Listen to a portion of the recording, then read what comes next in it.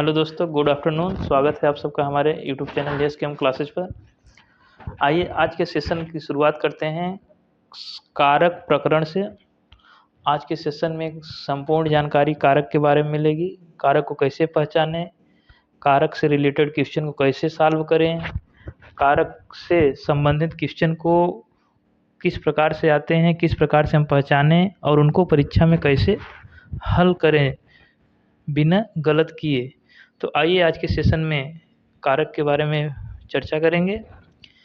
तो सबसे पहले सेशन शुरुआत करने से पहले अगर चैनल पर आप नए हैं तो चैनल को लाइक और सब्सक्राइब ज़रूर करें। आइए शुरू करते हैं आज का सेशन। सबका हमारे चैनल पर स्वागत है। चलिए, कारक प्रकरण आज हम देखेंगे। कारक प्रकरण, तो चलिए कारक के बारे में सामान्य जानकारी पहले हम समझ लेते हैं। कारक क्या होता है, कारक किसे कहते हैं, कारक क्या है, कौन कौन से कारक होते हैं, फिर उसके बाद हम प्रैक्टिस सेशन पर चलते हैं। तो चलिए देखिए कारक क्या होता है। कारक को परसर्ग के नाम से भी जाना जाता है। तो कारक का दूसरा नाम कभी कभी पेपर में आ जाता है कि परसर्ग क्या है। परसर्ग, कारक को परसर्ग से भी के नाम से भी जाना जाता है। तो कारक का दूसरा नाम क्या है, परसर्ग। कहीं पर लिखा है कि निम्नलिखित में से कौन सा कारक है, तो भी आपको कारक समझना है। और कहीं पर अगर यह लिखा है कि निम्नलिखित में से कौन सा परसर्ग है, परसर्ग अगर पूछे तब भी आपको कारक ही समझना है। चलिए देखते हैं। तो कारक कुल कितने होते हैं, तो कुल कारक 8 प्रकार के होते हैं। 8 प्रकार के कारक होते हैं। देखिए,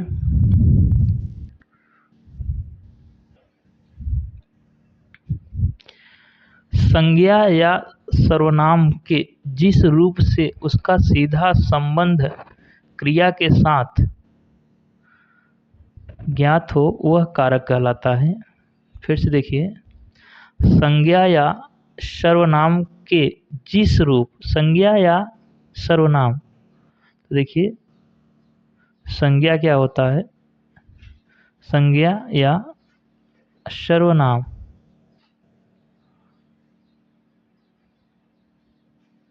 संज्ञा या सर्वनाम के जिस रूप से उसका सीधा संबंध क्रिया के साथ होता है वह कारक होता है। तो कुल मिला के समझना है कि संज्ञा और सर्वनाम का क्रिया के साथ जिस रूप में उसका संबंध होता है वही कारक होता है। चलिए देखते हैं, कारक कुल 8 प्रकार के होते हैं। कौन कौन से होते हैं आइए उनको देखते हैं। तो देखिए क्या क्या होता है। इधर मैं लिखूंगा कारक और इस साइड में लिखूंगा कारक के पहचान। उनको कैसे पहचान पाएंगे, तो यहाँ पर देखिए पहचान कि कौन सा कारक है, तो इधर हो जाएगा पहचान। देखिए कारक पहला जो है होगा कर्ता कारक, दूसरा हो जाएगा कर्म कारक, तीसरा हो जाएगा करण कारक और चौथा जो होगा होगा संप्रदान कारक। संप्रदान कारक, इनका पहचान देखिए, इनको कैसे पहचान पाएंगे। तो कर्ता कारक का जो चिन्ह होता है उसमें होता है ने लगा रहेगा, ने या शून्य, जीरो कर्ता कुछ नहीं लगा रहेगा। तो जहाँ पर अगर ने लिखा रहेगा जिस वाक्य में, तो हम उसको पहचानने में सहायता करेंगे। ने अगर मिल जाएगा तो हम उसको पहचान लेंगे कौन सा कारक होगा, कर्ता कारक। कर्म कारक के लिए क्या होगा, कर्म कारक की पहचान के लिए हम पढ़ते आए कर्ता ने कर्म को, तो क्या लगा रहेगा, कर्म को। करण जो होगा करण से लगा रहेगा और यहाँ द्वारा दोनों मिलेगा। या तो करण का उपयोग होता है, जैसे करण कारक का कि कोई साधन है या कोई यंत्र है, तो यंत्र के द्वारा अगर कोई काम किया जाता है तो वहाँ पर करण कारक होगा। कोई साधन है तो उस साधन से कोई काम किया गया तो वहाँ पर करण कारक होगा। अब संप्रदान कारक के का पहचान होगा। देखिए संप्रदान कारक के लिए होगा, यहाँ पर आएगा के लिए, के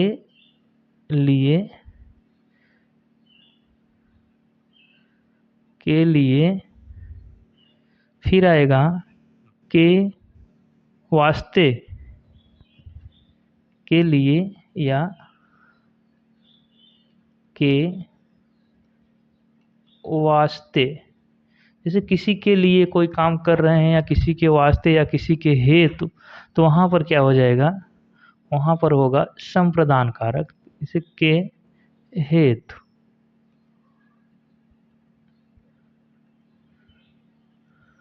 के हेतु, अगर के हेतु भी है, अगर के हेतु के लिए काम किया जाता है तो वहाँ पर होगा संप्रदान कारक। फिर आगे देखिए, फिर 4 कारक हो गए हमारे पास। फिर देखिए कारक, इधर पहचान होगी। पहचान, यहाँ पर 5वें नंबर पर आएगा अपादान कारक, अपादान। और 6 नंबर पर होगा संबंध कारक, संबंध।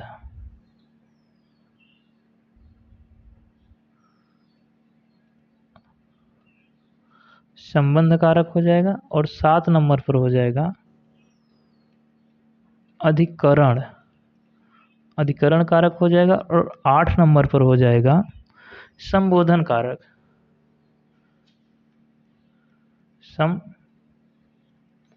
संबोधन कारक।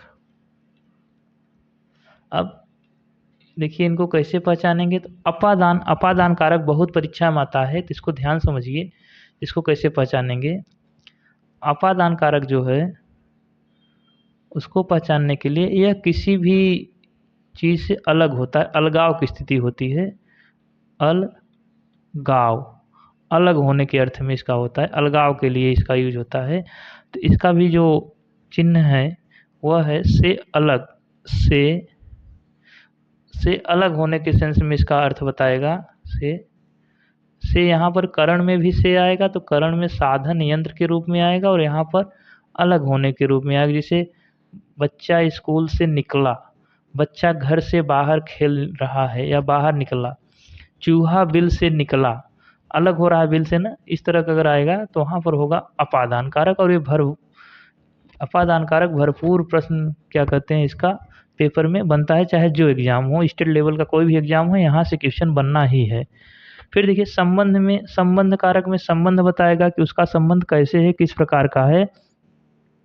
तो संबंध कारक में संबंध बताएगा, तो संबंध हम कैसे डिफाइन कर पाएंगे, का से। जैसे यह उसकी पुस्तक है, राम की पुस्तक, तो राम जो संबंध बता रहा है तो की बता रहा है, तो यहाँ पर का, की और के हो जाएगा। ऐसे पहचानेंगे। या तो इसमें लिखा रहेगा रा, री और रे से पहचानेंगे। तो संबंध कारक का चिन्ह हो गया।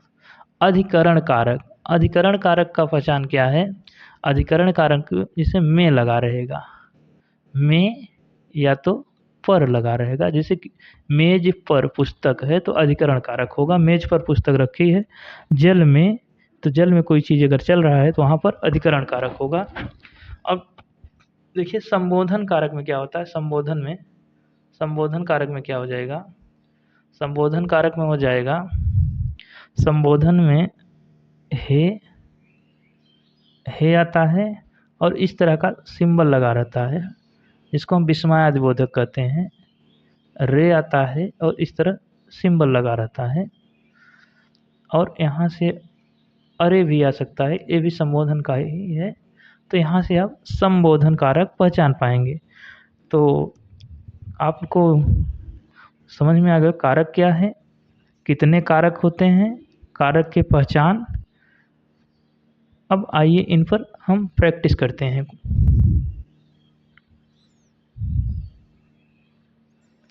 चलिए क्वेश्चन नंबर 1 देखिए। क्वेश्चन नंबर 1 जो है वह है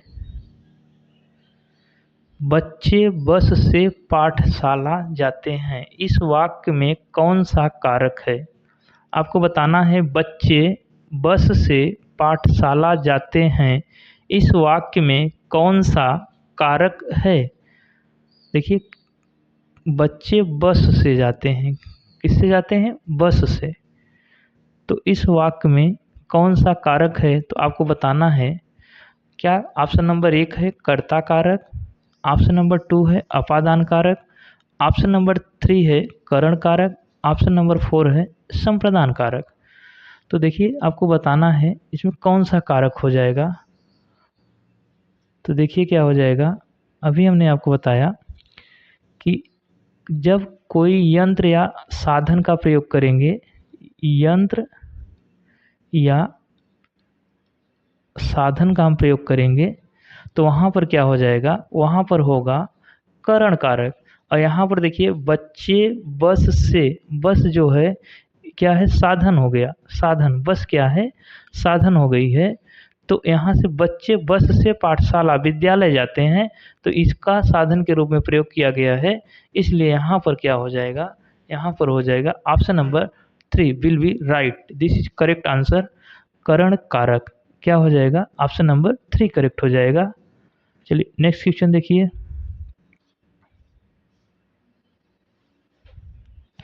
छत से ईंट गिरी तो क्या छत, अगर ये छत है यहाँ से ईंट गिरी तो क्या अलग ईंट नहीं हुई, छत से अलगाव हो गया।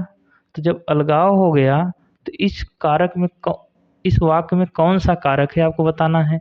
तभी हमने बताया जहाँ पर अलगाव हो, अलगाव, अलगाव की स्थिति दिखे वहाँ पर कौन सा कारक होता है, वहाँ पर होता है अपादान कारक। क्या होता है, अपादान कारक। तो इसमें क्या है, कह रहा है कि छत से ईंट गिरी, आपको बताना है कि छत से ईंट गिरी। तो छत क्या है, छत एक आधार है, वहाँ से ईंट गिर गई तो ईंट अलग हो गई, बाहर हो गई। तो यहाँ पर क्या हो जाएगा, यहाँ पर हो जाएगा अपादान कारक। तो देखिए ऑप्शन क्या क्या है, अधिकरण कारक, अपादान कारक, करण कारक और संप्रदान कारक है। तो इसमें से क्या करेक्ट हो जाएगा, यहाँ से राइट हो जाएगा आंसर जो होगा, अलगाव हो रहा है, छत से ईंट गिरी, इस वाक्य में कौन सा कारक है। तो इस वाक्य में क्या हो जाएगा, अपादान कारक हो जाएगा, अलग हो रहा है। चलिए क्वेश्चन नंबर नेक्स्ट देखिए, क्वेश्चन नंबर 3 देखिए। चूहा बिल से निकला, चूहा बिल से निकला, इसमें आपको कारक बताना है कौन सा कारक है। तो देखिए चूहा बिल से निकला, इसमें भी अलगाव हो रहा है, अलगाव हो रहा है। तो अलगाव होगा, जहाँ अलगाव होगा वहाँ कौन सा होगा, वहाँ पर होगा अपादान कारक। इसके कुछ और उदाहरण है, पेड़ से पत्ते गिरते हैं, बच्चा विद्यालय से बाहर निकला, वह नदी में कूद गया। इस तरह के अगर अलग अलग क्वेश्चन आते हैं, अलग अलग प्रकार से अलग अलगाव हो रहा है तो वहाँ पर होगा, क्या होगा वहाँ पर होगा अपादान कारक। चलिए क्वेश्चन नंबर 4 देखिए।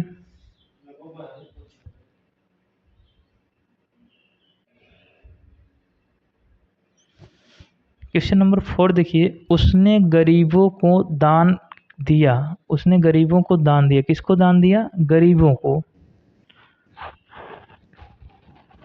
तो देने के अर्थ में जहाँ आएगा, देने के अर्थ में वहाँ पर होता है,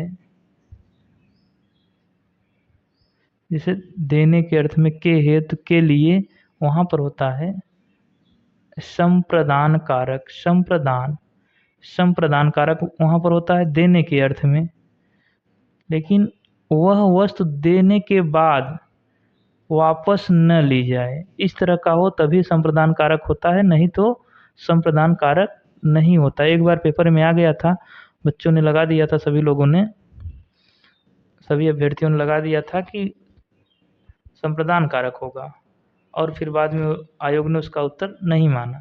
तो ध्यान रखिएगा, इसको बहुत अच्छे से ध्यान रखिए कि संप्रदान कारक देने के अर्थ में तभी होगा कि जब वह वस्तु देने के बाद संभव न हो कि उसको वापस ले लिया जाए। जैसे उदाहरण देखिए, उदाहरण देखिए, अगर उसने, या कैसे कर दिया जाए कि वह उसे रुपए देता है, तो रुपए देता है, यहाँ पर रुपए, वह उसे रुपए देता है। अब रुपए देने के अर्थ में तो संप्रदान हो जाएगा, लेकिन यह भी संभावना है कि वह रुपए ले भी तो सकता है बाद में, तो यहाँ पर संप्रदान फिर नहीं होगा। तो ध्यान रहे कि ऐसी वस्तु हो जो देने के बाद वापस न ली जाए, वहाँ पर होगा संप्रदान कारक। अन्यथा संप्रदान कारक नहीं होगा। तो चलिए देखिए क्या हो जाएगा इसका आंसर। उसने गरीबों को दान दिया। अब गरीबों को जब दान दिया है तो गरीबों से तो लेगा नहीं, और दान दिया है तो यहाँ पर हो जाएगा संप्रदान कारक। Option number 3 will be right. Option number 3 correct होगा। क्वेश्चन नंबर 5 को देखिए। क्वेश्चन नंबर 5 है उसने छल से पराजित किया। अब यहाँ पर देखिए इसको पहचानना है, थोड़ा ध्यान से पढ़ेंगे तो पकड़ में आ जाएगा। उसने उसे छल से पराजित किया। कैसे पराजित किया? छल से। अब यहाँ पर देखिए न कोई ऐसा बन रहा है कोई साधन है, न कोई यंत्र है, न के लिए हो रहा है। यहाँ पर कौन सा कारक हो जाएगा? तो इसको ध्यान से पढ़ेंगे तभी आप इसको कर पाएंगे।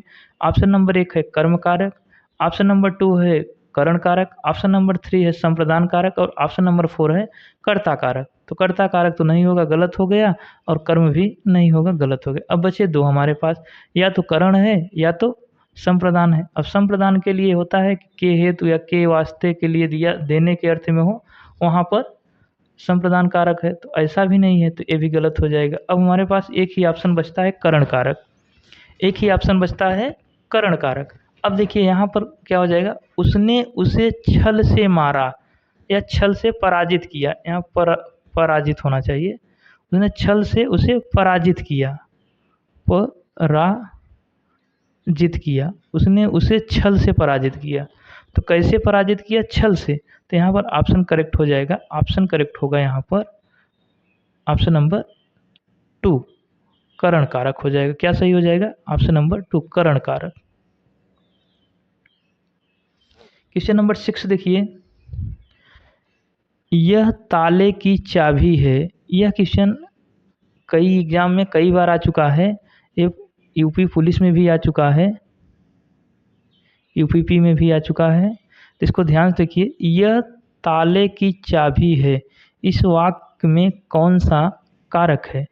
क्या ऑप्शन नंबर 1 कर्म कारक है, ऑप्शन नंबर 2 करण है, ऑप्शन नंबर 3 संप्रदान है, और ऑप्शन नंबर 4 अधिकरण है? क्या है? अब देखिए इसमें अगर कहीं होता कि ऑप्शन में दिया होता संबंध कारक, संबंध,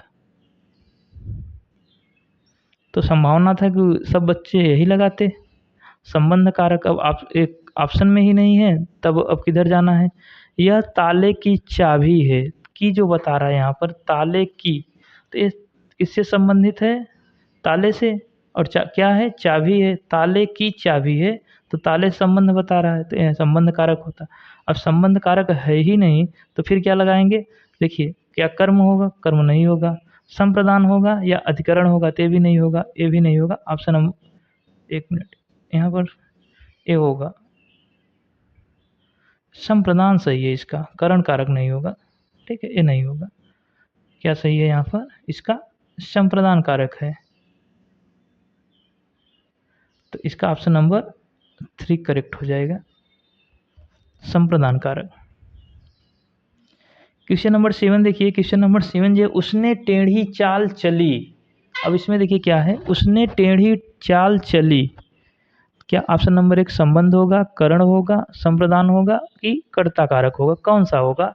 तो देखिए क्या हो जाएगा, उसने टेढ़ी चाल चली। कैसी चाल चली? टेढ़ी चली, सीधी चली, जैसे भी चलना है, लेकिन कौन चला? उसने चली। तो नहीं, इसमें क्या है? कर्म आ रहा है? नहीं आ रहा है। संबंध आ रहा है? नहीं आ रहा है। इसमें क्या होगा? इसमें कर्ता कारक होगा। उसने उसने टेढ़ी चाल चली। उसने, कौन चली? उसने। तो यहाँ पर क्या हो जाएगा? कर्ता कारक हो जाएगा। उसने टेढ़ी चाल चली। ये भी क्वेश्चन अच्छा है, ध्यान रखिएगा। इस तरह क्वेश्चन आता है तो आपको क्या लगाना है यहाँ पर? कर्ता कारक।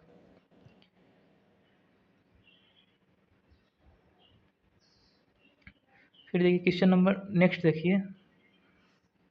क्वेश्चन नंबर 8, घोंसले में चिड़िया हैं। घोंसले में चिड़िया है, किसका सिंबल है? में आ गया। अभी हमने आपको बताया में आए और पर आए, तो कौन सा कारक हो जाएगा?